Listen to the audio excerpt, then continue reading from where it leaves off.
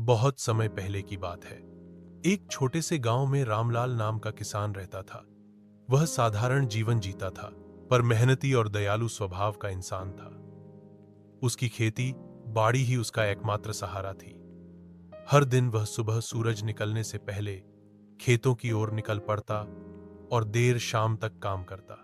एक बार गांव में बहुत तेज गर्मी पड़ी। बारिश कई दिनों से नहीं हुई थी और खेत सूखने लगे थे। पेड़ पौधे मुरझाने लगे थे और तालाबों का पानी भी धीरे धीरे खत्म हो रहा था।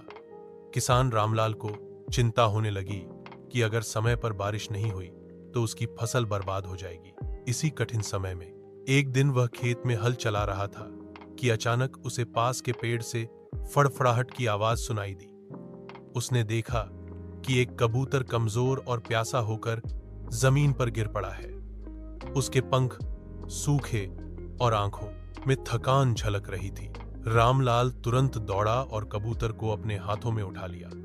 उसने अपने घर से पानी लाकर कबूतर को पिलाया और अनाज के कुछ दाने सामने रख दिए। कबूतर ने धीरे धीरे पानी पिया और अनाज खाकर थोड़ा सा संभल गया।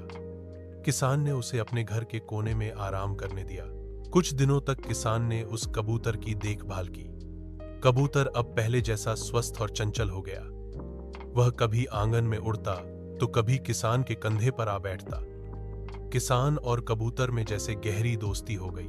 दिन बीतते गए और आखिरकार बारिश भी हो गई। खेतों में हरियाली छा गई। किसान की फसल अच्छी तरह लहलहा उठी।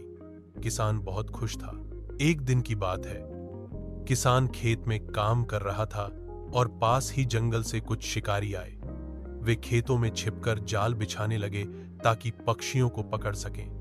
कबूतर आसमान में उड़ रहा था। उसने शिकारियों की योजना देख ली। वह तुरंत खेत में आकर